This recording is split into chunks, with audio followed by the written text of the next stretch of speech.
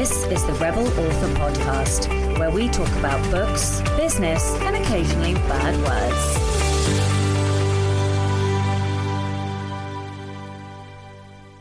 Hello, Rebels, and welcome to episode 246 of the Rebel Author Podcast. Today, I'm talking to Holly Dunn all about book cover design for 2024. Couple of comments first. Cassie said on the Black Heron episode 22, I love when these come out, so fun, like I'm at a coffee with writer friends. So happy to hear how well things are going for both of you.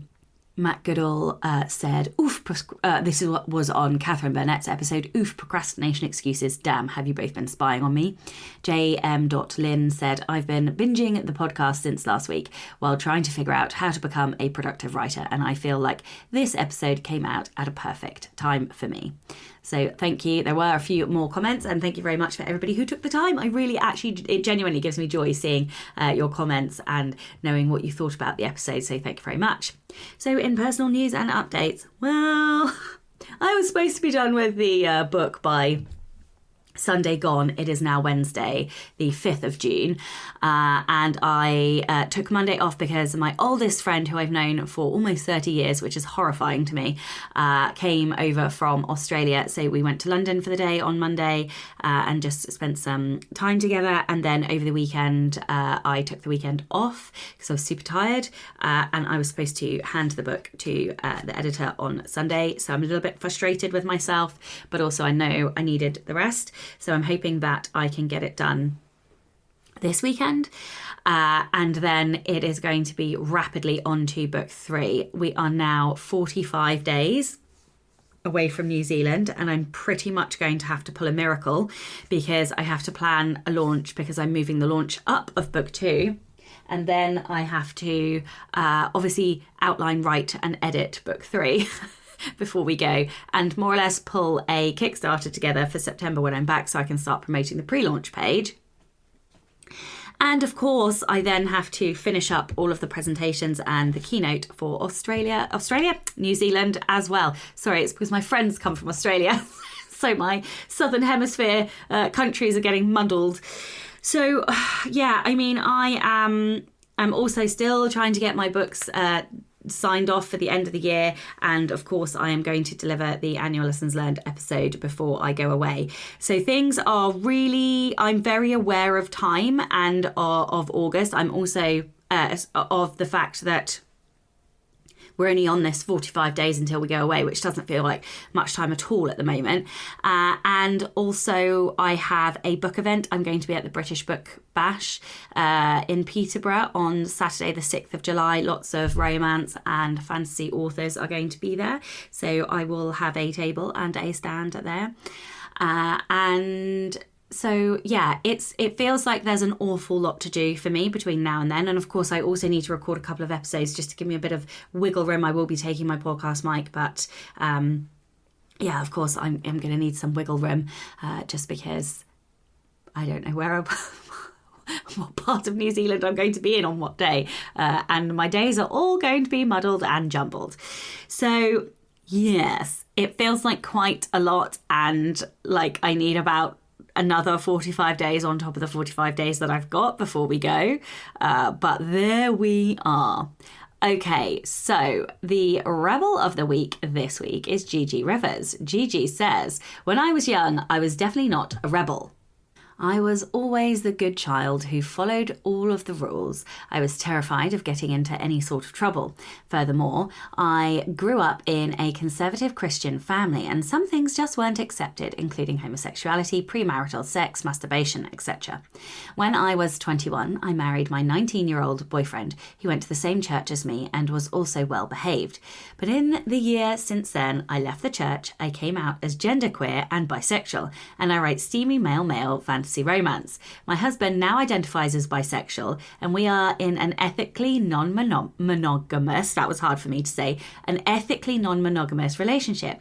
I definitely no longer follow all the rules. Holy fuck! I fucking love that rebellion. I absolutely love it. Good for you.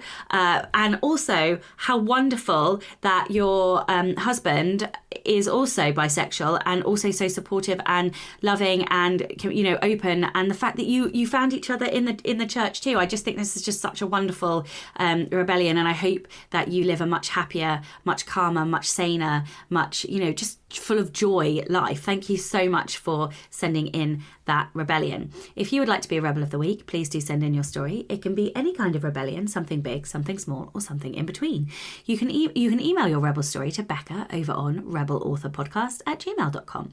No new patrons this week, but an enormous thank you to all of my existing patrons. As this airs next week, as I'm recording, but as this airs, it will be Poison and Praise evening, where we all get together on Zoom. We ask each other questions, help each other out, answer publishing, writing, marketing questions, and then we sprint and do some writing all together as well. So if you would like to join me for Poison and Prose, or perhaps join the Slack community or the masterclasses, the next one is on middle grade, and then I think I'm going to do a class on writing sex, then you can by visiting patreon.com/Sasha Black. This episode is sponsored by Kobo Writing Life, Kobo's free, fast and easy self-publishing platform. KWL was built by authors for authors, and their team of dedicated book lovers is always working hard to help you reach new readers around the world. Right now, digital books are reaching more people than ever, and libraries are becoming an integral part of that. In 2021, top digital library systems powered by Overdrive loaned 500 million books, an increase of 16% on 2020. That's 500 million book loans, which means a lot of happy library readers. You can easily reach library readers through Kobo Writing Life. All you need to do is go to the rights and distribution section of your book, click yes to Overdrive and enter a library price. Your book will then be available to librarians to purchase for multi-loan use, but also for a one-time checkout option. Distributing with KWL means you're not paying any aggregator fee, and you'll earn 50% on every library sale. If you're interested in taking part in library promotions, KWL's dedicated author care team can be contacted at writinglife@kobo.com, and they'll add you to their mailing list. And don't forget to tell your readers that they can now pick up your books in libraries. If you want to learn more about KWL, check out the Kobo Writing Life podcast, available wherever you get your podcasts, and find them on social. You can create your free account today at kobo.com/writing life. That's enough from me this week. Let's get on with the episode. Hello and welcome to the Rebel Author podcast. Today I'm joined by Holly Dunn. Holly is a book cover designer based in New Zealand. She specialises in working with indie authors to make their stories shine through custom illustration and hand lettering. Before switching to full-time design, she worked at a company helping indie authors market their books. Now, along with her design services, she creates resources to help indie authors on their self-publishing journey. Hello and welcome. Hi, thanks so much for having me. You are most welcome. I'm sorry if you could hear my cat meowing during your bio, but I did warn you they were arseholes. Yeah, literally. I mean, my cats are on top misbehaving form today, so listeners are going to get a right show. They've already smashed a shot glass, so that's great. Anyway, would you like to tell everyone a little bit more about you and about your journey? Like, how did you get to where you are? Have you always been in design? Like, was this your dream? Talk to me about kind of your path and your journey. Yeah, it was a really roundabout way of getting here. Like, if anyone asks how to get into cover design, just don't do it the way I did it, because it was definitely not a straight path. But I studied English and art history at university. I loved that whole kind of arts side of things, a bit of classics, and I love delving into other people's artwork. But as I came to the end of my degree, I felt really creatively starved, and like I was missing that side of me that I'd loved so much at high school and throughout my life. So I decided that I wanted to do something creative. It was probably going to be drawing or design, aligned with that. And so I thought, okay, I'm going to teach myself graphic design. And so I did that for a little bit. And after my degree, I started working at a bookshop. working in a bookshop, you're sort of looking around seeing all these books, and I had this sort of aha moment that, oh yeah, there are actually people out there who design all these covers, and why couldn't I be one of those people?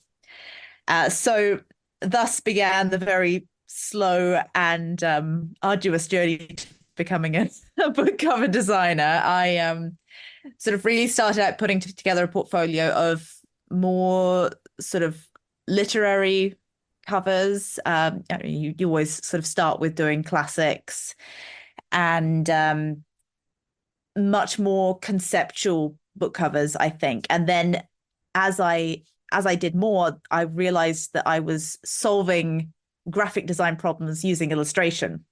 So then I kind of transitioned into doing illustrated book covers. And I think at the beginning, I wasn't necessarily that great at it. I had some hits, but I also had a lot of misses. So it was quite a long process of figuring out what my style was, the kind of books I wanted to work on, all that sort of stuff. And then more recently, I realized that this is sort of cutting out quite a bit of the middle, but more recently, I realized that I like working with publishers, but actually, I find a lot more fulfillment working with indie authors because I have a bit of a background. I worked as you mentioned, in a company that did self-publishing, did printing and also distribution. So I helped out authors with the marketing side of things here in New Zealand. And because I've got that side of things and sort of the book selling, it all sort of came together into this, I guess, quite unique offering that, you know, the skills that I can offer to indie authors. And there's something very fulfilling about working with an author one-on-one because, you know, it's your book baby. It's something that you've worked on for months, if not years, and helping to sort of bring that into the world is really special. So I was just re-looking at your designs whilst you were talking, and you really have got this really beautiful style. I know you're calling it illustrated, but I feel like that is like not sufficient to describe how pretty your covers are. But I do have kind of like a logistics question. So on your, and maybe we could have a couple of the covers like in the show notes so people can see kind of what we're talking about. Do you create all the lettering as well, or like are they pre-made Yes. fonts? Like so, okay, so talk to me kind of about that logistics. Mostly. Okay, Yeah. how on earth Yeah. do you create lettering? Well, it's actually quite interesting how I got into the lettering to start with, because when I started out in, you know, doing graphic design, I was terrified of using fonts and even just fonts I found on the internet and things because of the licenses. And I found it all very confusing, and fonts were very expensive to buy. This was, you know, sort of 8-10 years ago. It was much more expensive to buy fonts. And I was just terrified that I was going to be infringing on somebody's intellectual property. So I basically learned lettering because of that. And yeah, so lettering is essentially the art of drawing letter forms. It's a little bit like calligraphy, but calligraphy is fancy writing. Yeah, I was going to say it does remind me some of them, like, or at least some of the principles or like skill set underneath it must be similar to calligraphy. Yeah, for sure. And just typography in general, there are a set of rules that help us to read the text more easily.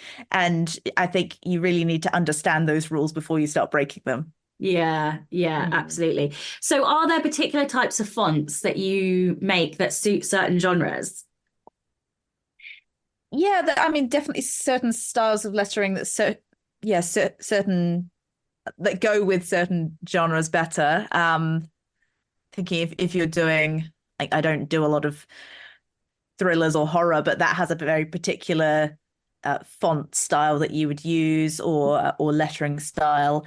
I think in romance, actually, your covers use a particular font that I use quite a bit if I'm using a font.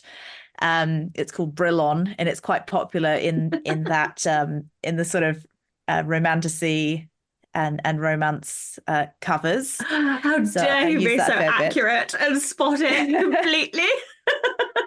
I mean, I use it across my marketing as well because it's so kind of ubiquitous with book covers these Yeah, days, and it there are a really few is. fonts like that that Yeah. I will use for certain reasons, and then often I'll go in and change things up a little bit just to make it better suit the cover. But that's one of those fonts that I feel usually fits very well with my illustration style without me having to make too many changes. So Yeah. let's talk about 2024 and the fact that trends chop and change. So we talked about romantasy and the fact that Brillon is a font that is often used in romantasy. But I think we've seen over the last 5 years a swing, which actually we've seen multiple times over the years. But we've gone from all indie authors having these digitized people characters on the covers, which I have to say I hated, to now object-based covers. Like, I don't like people on covers. I have never liked people on covers, and I just I stubbornly refuse to have people on covers. So either I'm completely on brand or I'm like completely off brand, like off market. But I try and find like a midway in between because I just think I don't know. Anyway, I'm maybe being a cover snob, but let's talk about that, right? Because covers don't stay the same. So, what is popular in 2024? And not just what is popular, but like, how do we actually stay abreast of these changes? Yeah, I think it's tricky as an indie author to keep up. Very much the big publishers are still the ones setting the trends. I haven't seen so many trends that have been yeah, okay. There are some trends that are maybe more indie led, but in general, would be looking to what the big five publishers are doing. So HarperCollins and Penguin and Hachette, them. It's so genre specific as well and subgenre specific too. So just within romance, you've got the sort of lightest sweet romances that have in the past few years really moved more towards illustrated characters on the covers, which in some ways is now running into some problems. I don't know if you're familiar with the cover for Icebreaker, the sort of TikTok infamous hockey romance book, Blue cover with two which is characters on the front. enormously popular. Yes, but I've heard from so many people, so much so that I made a little Instagram story about this or reel about this, and it went a bit viral. That a lot of people are mistaking it for YA because of the way the characters are illustrated. Now, it's a beautiful cover, and like the illustrator is a wonderful illustrator. Like, it's definitely nothing against her and her work. It's you see it across a lot of romance books, but it's one example of sort of where you can go wrong with that, and they can kind of get away with it as big publishers. But if you do that as an indie, basically people are then going to get really angry when they think they're getting a nice, cozy YA sports romance, and it's pretty steamy. So, and that's where you get bad reviews. So we want to avoid that. In general, I think keeping on top of what the big five publishers are putting out in your genre. If you are writing in a genre that's more sort of indie first, I would recommend looking at what the best selling indie books look like, and basically trying to model your book cover on theirs, not copying directly, but making it look like it belongs in that category. That's really what covers are for. What is the art there? Like, we're told, you want to be for your cover to look like it fits. When you walk into a bookstore, almost by color where your books are, right? But also we want to stand out. So where's that line? How do you as an artist do that? Like, it's like some kind of voodoo magic. So how do you do that? Yeah, it's I don't think there's an exact science to it. I wish I could just sort of give you the formula, but it really is the process involves a lot of research. I'm sure we'll get onto the research side of things in a bit, but I suppose you that's the magic of being an really, artist, right? It's just the artist yeah, eye. I having that eye, but it's something that you train over time. Like I didn't always have it, and it also being sort of chronically online, always being uh, sort of surrounded by bookish content, you become hyper aware of what's happening in different genres. And actually, I keep a PDF of covers that I update every few months with new things that are coming through. So I have a very clear visual representation of what's happening in each genre. That I have as a free PDF that people can download as well. So if you want to pop that in your show notes, it's Yeah, that would be great. quite a useful one. Yeah, I don't think we've got that link, but if it's your Yeah, mailing list or I'll something, send yeah, it just to you. send it across and we can get that in the show Yeah, notes. yeah. Yeah, It's I think it's one of those things. that's something I'm always looking at. Yeah. Yeah, yeah. I mean, I spend a lot of time looking at the charts, so I tend to have this innate like feeling for what is on market and what isn't. Right, and it's not. I'm not looking at it as a cover designer. I'm looking at it more as an author trying to meet market expectation. But yeah, like I can think of one cover in particular that I think doesn't fit in the top 100 and yet is in the top 100 of a particular genre right now. And I'm like, oh yeah, like that one stands out. Like when and I don't know if it's standing out in a good way or a bad way, but it's selling. So obviously they're doing something right. So I suppose my next question, kind of about trends and stuff, is like, how quickly do they change? Like, how long do they last? When is something just a one-off versus like something that becomes a trend? How long does it need to be there? Like what is it we could kind of like look for so that to know when something has become a trend and we should then veer our kind of covers to meet that? Yeah, this is such a good question. I don't think I have any sort of precise answers for it, but I think I feel, and maybe this is just me getting older and feeling like time is going faster as you get older, but that definitely could be it. But I feel as though trends are changing a little bit more quickly now than they used to, and that's probably to do with social media. But in general, things in publishing move very slowly. That's just across the board. That's one of the beauties of being indie is that everything can be a lot quicker. But in traditional publishing, things are slow. And yeah, trends take a while to sort of take hold. And it's again very, very genre dependent. So when you think of something like historical romance, we used to see the sort of the woman sort of being ravished by shirtless man, and she's probably wearing some decadent ball gown that is in some state of being taken off. And now we're seeing more of those sort of cartoony covers. Maybe cartoony isn't quite the right word, but illustrated characters, things that are a little bit more on the discreet side, maybe not entirely to the point where there are no figures on the cover, but yeah, that's definitely is a change we're seeing. We've still got the sort of Julia Quinn type covers, but I think we'll probably be seeing more illustrated covers in historical romance going forward.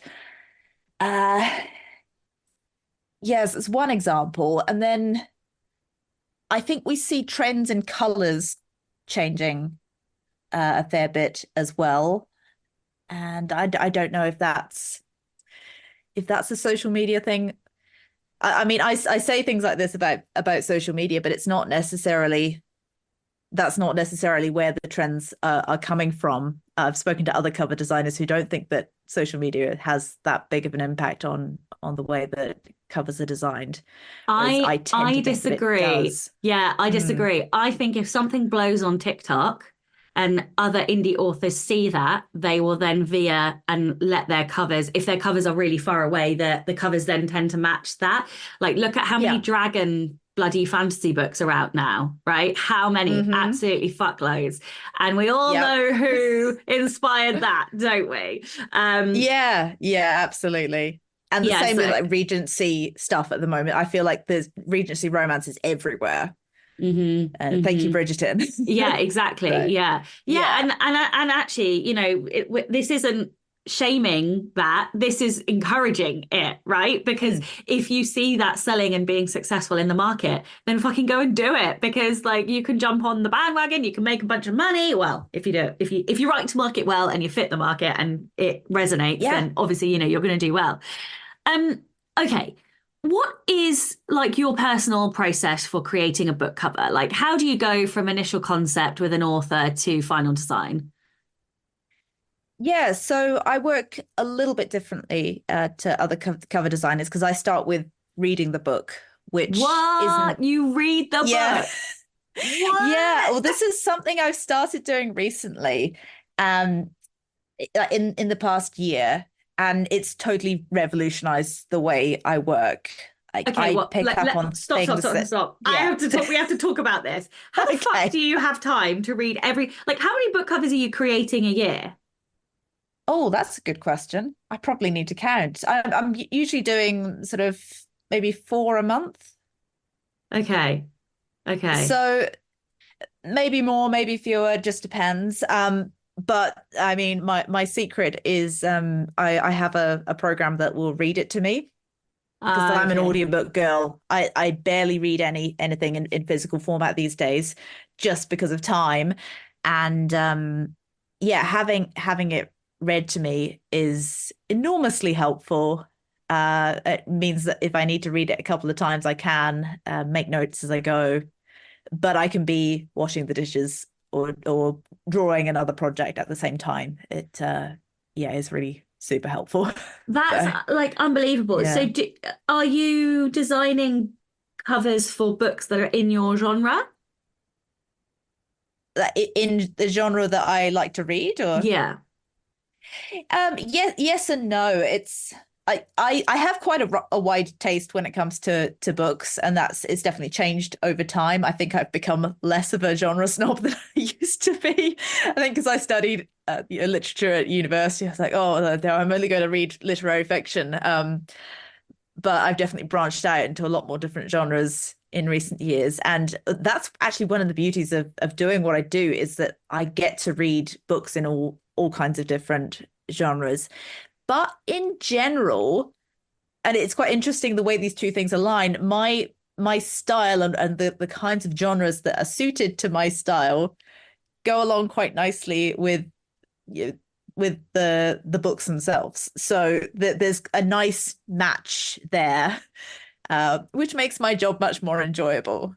Yeah, absolutely. I'm just completely blown away. I don't think I've ever met a cover designer that reads the book ever. Like literally No, ever. I don't. Most of us don't, and that is for good reason. It is time consuming, and sometimes it's easier to do it with just a synopsis. But what I found personally is that I was missing so much from just having the synopsis. And when I read the book, I pick up on different ideas, different themes that the author maybe hasn't thought of for the cover. And some of those ideas actually end up on the final design. And sort of when that happened, I realized, oh, actually, I should just make this my policy. And the authors I work with love it as well. Yeah, I mean, I I'm think it, completely blown away. I'm like, wait, what? That's and it's amazing. great as well because I can then, I used to work as a bookseller and I love recommending books to people. And I think that allows me to sort of become a cheerleader for these books too. And even if it's not in a genre that I would normally read, I think I do have, uh, I'm quite good at going, okay, this is for this kind of person. This kind of person's going to love this book. And that's something you get through like reviewing books and selling books as well. So it's Okay, so I again quite can, an interesting intersection of skills. yeah, it is. I completely derailed you though. And the one, what I had asked was, how do you go from initial idea to Oh completed yes, cover? yeah, yeah. Yeah, sorry, I told you I'd derail Yeah. you. No, that's fine. Happy tangents. Yeah, so I start with reading the book, and I also ask for a synopsis and a blurb from the author, and any symbols and images from the book that I think is going to be relevant.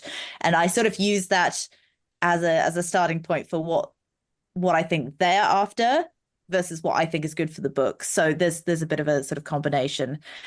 And I have three different sort of main like flagship design packages, bronze, silver, and gold, and you get different numbers of concepts and different deliverables based on which one you go with. But the process is the same for all three. I'll do concepts, and that's dependent on how many is agreed in the contract. And I mean, before that, I'll do a whole lot of scribbly sketches that nobody but me can understand. I sort of then translate that into something that you are able to understand. And those are in black and white to start with, because I find that color is such an emotional part of the design, and that actually you're better off looking at it more objectively in black and white, and then we add color later. So that's sort of the first round. Any changes that need to be made from there, maybe we like the typography from concept A, but we prefer the imagery from concept B, so we combine the two.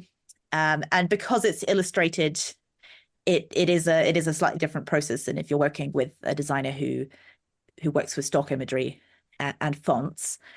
And then, yeah, moving on to development, I'll usually put together a few different color options for you to choose from. And I'm always, when I present designs to a client, I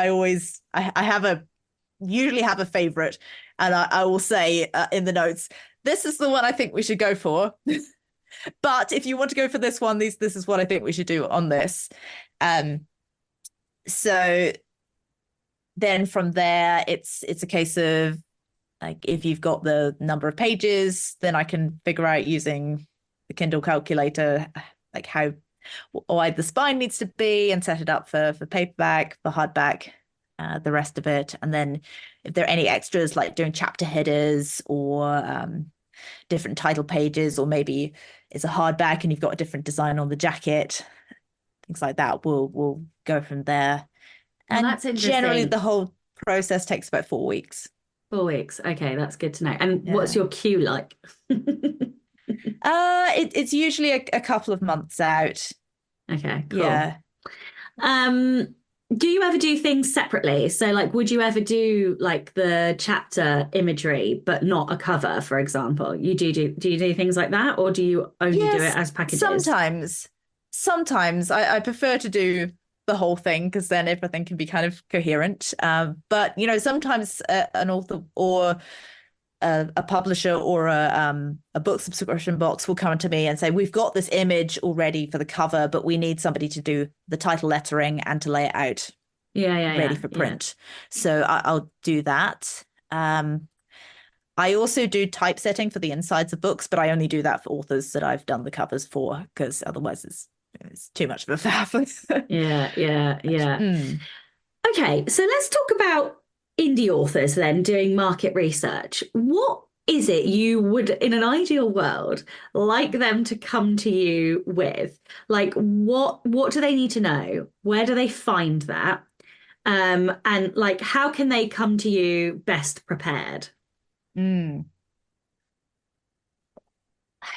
Ideally, I'd like to have as I said, the blurb and the synopsis and a copy of the manuscript. Doesn't matter to me if it hasn't been through editing. I'm not there to judge your grammar. And then the main thing, and if ideally the author will have some idea of this beforehand, but otherwise I'll take them through this process, is finding comparative titles. So these are titles that are within the same genre and have the same target readership. So if they love this book, they're probably going to love your book too. And then we target all of the design side of things to those same people, because if we target it, we could do something different. Maybe maybe your book's a bit of a crossover between two and you decide to go in a different direction. But if the core audience isn't right and we design it for the wrong core audience, it might get picked up by those people, but then they read it. It's not what they expect it to be. They leave bad reviews. Your book doesn't get the kind of feedback that it deserves because you want to find those right readers. So Yeah, absolutely. Okay. So what are like the most important bits or elements is a better word on a cover yeah. that really convey the genre? Like how do we know thriller from fantasy or fantasy romance from epic fantasy? Like what is it they should be looking for on Amazon or Kobo or Apple or wherever to really pin down and define what makes their genre or their sub niche even? Yeah. I think there are four elements. So the first one is the typography. What kind of fonts or lettering are they using on the cover? The second one is the imagery itself. What kinds of images does it involve? People? Is it more like a discrete cover with florals on it, or some other kind of imagery? The third one's the color. Is it dark and moody, or is it sort of light and cozy? Or is it something different completely? I mean, crime and thriller, you have sort of dark, but then a lot of sort of neon colors these days. You go with bright pink or like spot colors that really stand out against the black. And then the final one is the how the imagery is presented. Is it illustrated? Is it photographic? Maybe it's just purely typographic. You see covers like that as well. Okay, fantastic. What are the biggest mistakes you see indies making with their covers? Yeah, I mean, it kind of goes back to those elements. I would say the three main things are that again, the typography. It needs to be genre specific. It needs to fit with the imagery that you've got on the cover, and it also needs to be really easy to read. And that is the thing that I find, like, even when covers have been done professionally, sometimes they're not easily legible. And this is doubly important when you're looking at like the Amazon thumbnail that's so tiny that it really the text needs to stand out. It needs to be in a style that is legible. And then the next thing is the composition, the overall that how things are laid out on the page. Um, this is something it's quite difficult to teach in some ways. There are some rules, like the rule of thirds, or you could use something like the golden ratio if you're going to be super technical about it. But for me, it's mostly, I mean, it's no, it's completely intuitive. So it's quite difficult to nail down and sort of teach somebody how to make it balance, because you're dealing with these different elements that are sort of competing for attention, but you want to have a visual hierarchy. So you're looking at usually the title first and then the imagery. Uh, yeah, I don't yet have a good way of sort of nailing that down, saying this is how you structure it. It's very much dependent on how many elements you have on the cover as well. And that's the third thing, is having too many things on the cover. So it's very common for indie authors to want to have either a specific scene from the book illustrated or just everything out the kitchen sink on the cover. And I always say there are ways to include lots of different objects or symbols on the cover, but there is a much more craft that goes into making that work. Like often, a lot of my covers do have a lot of different objects and things like you can kind of look closer and find little Easter eggs and things. But that does take a bit more skill. And if you're doing it yourself, that I would recommend keeping it simple, basically. Yeah. Yeah, I think there's a style, like almost a maximalist kind of style, that I've seen with illustrated covers that really does work, but it's they I think they play with like the number of colors and it's almost like stencil like in order to get that to work. But also like yeah, I don't know, it's just a particular type of style, I think, and you're so right, you do have to be careful because it can really easily be overdone. Um, Yeah. okay, let's talk about like titles then. Long titles versus short titles. Obviously, like the longer the title, the more space it's going to take up on the cover. So like, how do you cope with titles? Do you think there's a way to like a best way or a bad way with titles? I always remember there's this one book, and I can't remember who's written it. It's a young adult vampire novel called Vamps, I think it is. And the font went down the center, and the title went down the center, and I was just like, no, no, no, this is not how you do a book cover. Like, no. I think you have to be really careful with that. But obviously it's a very short title, so going, I guess, across maybe wouldn't have taken up enough space. Like, how do you win with a title? It's basically the question. Oh, this is such a good question, and something that I can often spend quite a lot of time figuring out. And that's why, like, when before I even get to the concept stage, I said I do those tiny sketches. They're like thumbnails, and that's figuring out where the title's going to go and where any imagery is going to go in relation to the title. And yeah, it's hard because as you said, like if it's a shorter title, it might not take it up as much space, but on the other hand, it might, it might take up just as much space, even though it's a shorter title. One example I have is I designed a couple of covers for Morgan Spellman, who is an awesome writer, and their debut book is Say I Boo. So the title has three words, three short words, Say I Boo. And then their second book is called Roses Are Red, Violet is Dead. A lot Oh. more words. And so dealing with that on the cover with, and for both books, we have quite a bit of imagery. There are, I think, three characters on the first book, two characters on the second, and a dog, and there's a cat on the first one, and there's a building, and there are lots of different things going on. And that was quite a challenge because they needed to look like they belong together.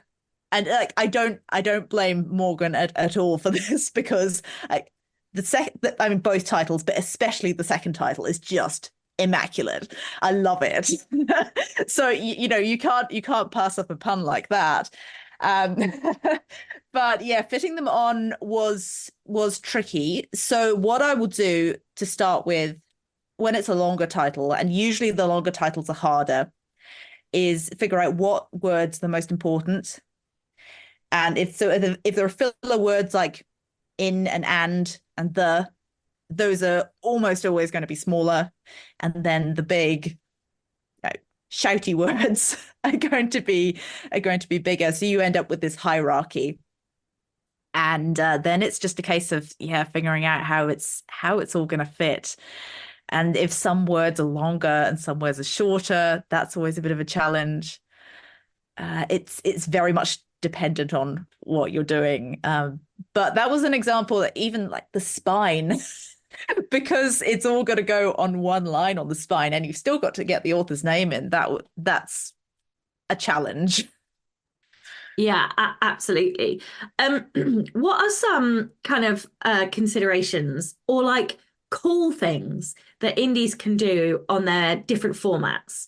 So like paper and hardback, obviously you've got a little bit more space. What are some of like the cool things that either you've done or you like seeing, or like what considerations should they make? What do they need to think about when it comes to translating an ebook into a paperback and hardback? Yeah, I mean the main thing. I'll start with paperback. The main thing, obviously, that's different from an ebook is that you've got the front and the spine and the back. So there's more space to design. You can do some quite fun things with the spine. And if you've got a series, you might be thinking about how it's going to look across the series too. The back cover, you might have an illustration that goes all the way around, which I do sometimes, and then sometimes it'll be just taking some images from the front cover and putting it onto the back. Again, that's kind of dependent on what package the author has gone for. So sometimes they'll know that they want an image that's going to go right the way around from the front to the back, which is then obviously a bit more work. But yeah, then when you come to hardbacks, you've got if you're going through Ingram Spark, you've got the lovely option of having something different on the case binding to the jacket, which is always very exciting. And I love it when I have the opportunity to do something different underneath, just because I feel like it's a way to sort of delight and surprise readers. It's and if you're spending more on the hardback, you want something that's going to be different. I'm always a bit disappointed when I buy a hardback and there isn't something that's a little bit snazzy on there. So yeah, and then you can get into the world of special editions as well, which is my favorite thing to design. If you're doing a special print run for a Kickstarter or something like that, then you've got the opportunity to do maybe foiling, maybe sprayed edges, extra things, which usually go with a hardback. Yeah. Okay. Awesome. I also totally agree about when you buy a hardback and then you look underneath and there's like nothing there. And I'm like, what? The only exception is if I've gone to a shop called The Works in the UK. And then I don't care because I'm going there because, like, say, for example, then I can't remember the bloody name of it, but Holly, what's her name? Holly. She wrote The Cruel Prince. Can't remember her Holly surname. Black. Holly Black. Thank you. Yeah. Holly Black has got a new one out in her folk of air, whatever it is, one. And I want the book so that I could read it now. But that it's only in hardback, and I hate hardbacks. I much prefer. No, don't get me wrong. I love hardbacks on my shelf, but I prefer to read paperback or Kindle just because it Yeah. hurts my Yeah. hands, right? Because I'm on the computer, so I get RSI a lot. So I hate hardbacks to read, but I love hardbacks for pretty and for my shelf. Hmm. But Yeah. anyway, so in the works, they'll do like hardbacks for like £8. And I'm like, yeah, I don't care because I'm not expecting anything. I know they're just cheap hardbacks. But I'm like, yeah, I just want the content. So I'm like, that's the only exception to a hardback that I'll accept that is Yeah. not a fancy one. But otherwise it's like, yeah, might as well spend 60 quid on a beautiful book. Like Goldsboro in London, the shop in Goldsboro, I just go in and drool all over their shelves. Oh dear. Okay. All right. Well, last kind of major question then.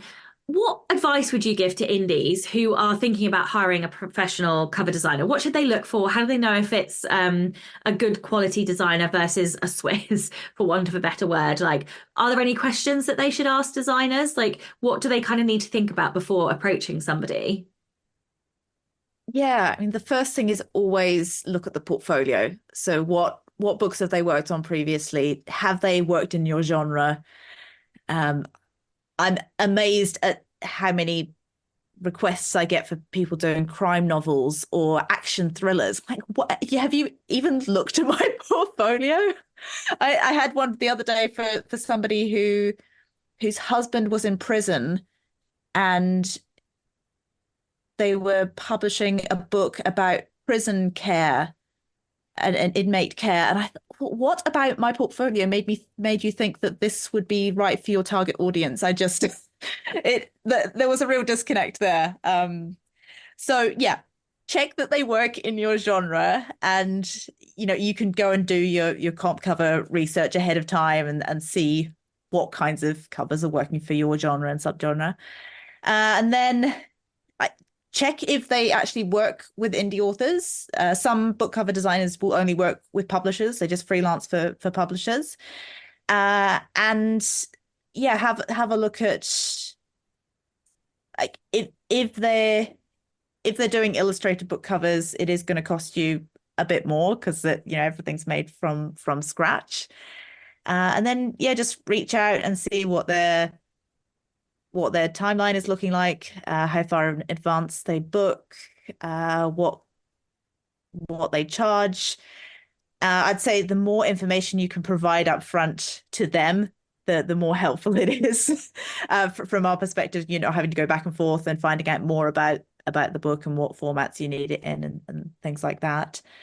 And then, yeah, it's sort of comparing portfolios and comparing quotes, I guess. And if listeners particularly enjoyed our episode today, what are the genres that you do work in at the moment? Yeah, I work in quite a few genres. I think my style does work across quite a few, and obviously not the action and crime or prison care books, but I'd say historical fiction, a range of romance subgenres, fantasy, young adult. I do a little bit of middle grade, not a lot. Um, Do you think you could do a dark yeah. romantasy illustrated cover? Oh yeah. Yeah, yeah. Okay, well, maybe we'll talk after then. Yeah. um, I okay, quite like doing the romantasy things, and I love doing dark cover, dark backgrounds. There's something about them that I think you can really make the illustrations pop. So yeah. that's a personal preference. Well, this is the Rebel Author Podcast. So tell everyone about a time you unleashed your inner rebel. Sasha, I have struggled so much with this question. Oh my goodness. I realize what a goody two shoes I am. That I am a real sort of Hermione Granger type, although I hate using that example these days. I need a better one. But yeah, I thought long and hard, and I wanted something that hopefully was going to be interesting. But the best I could sort of come up with was I worked in the UK for a couple of years and worked at bookshops.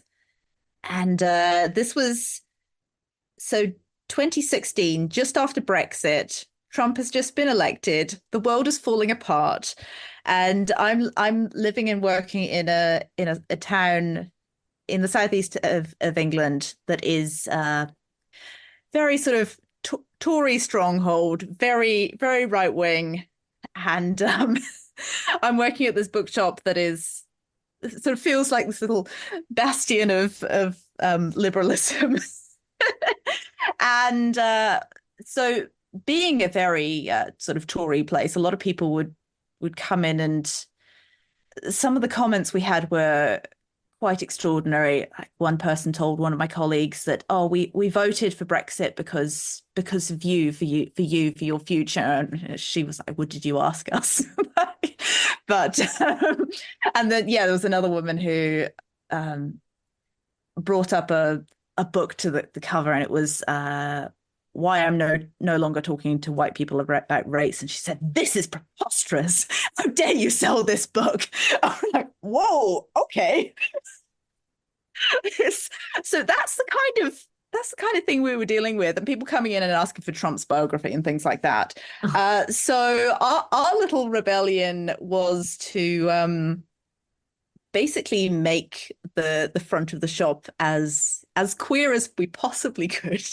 So like, okay, right, where are all the queer books? We've got Matthew Todd's Straight Jacket had just come out, so we put that front and center, and we'd put as many of the liberal books that were going to really piss off the Tories like out the front and center, and we just decided we were going to embrace that because what are bookshops for if not for sharing the love? So I yeah, that was our absolutely little love rebellion. it.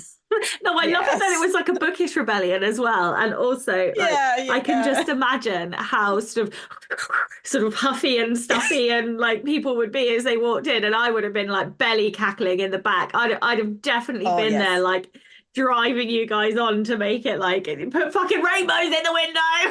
Yeah, and like most of our team were like young women. Most of us are queer, and we were just like we just have to embrace this. Oh, I love it. I Yeah, absolutely yeah. love it. Okay, tell everyone where they can find out more about you, your cover designs, your anything else that you want to add. You can find me on my website. I'm hollydundesign.com. It's Holly, HOLLYDUNN design. I'm also the same handle on Instagram and on YouTube. I have not been posting a lot on YouTube recently, but we'll be moving house soon. So I'm hoping once I have my new studio set up, I can do more Instagram and YouTube content. And yeah, if you want that comp cover guide, and I have a bunch of other resources for indie authors, those are all on my site as well. And I'm sure Sasha will put them in the show notes. I absolutely will. Well, thank you so much for your time today. Mm. And of course, a giant thank you to all of the show's listeners and all of the show's patrons. If you would like to get early access to all of the episodes, you can do so by visiting patreon.com/Sasha Black. I'm Sasha Black. You were listening to Holly Dunn, and this was the Rebel Author Podcast. Next week, I'm joined by Daphne James Huff, and we're talking all about the mindset of balancing writing and career. So if you are a writer who has a job part-time, full-time, and you're writing on the side, this episode is going to be for you. So join me next week for that. Don't forget to tune in and subscribe on your podcatcher. And when you have a moment, please leave a review.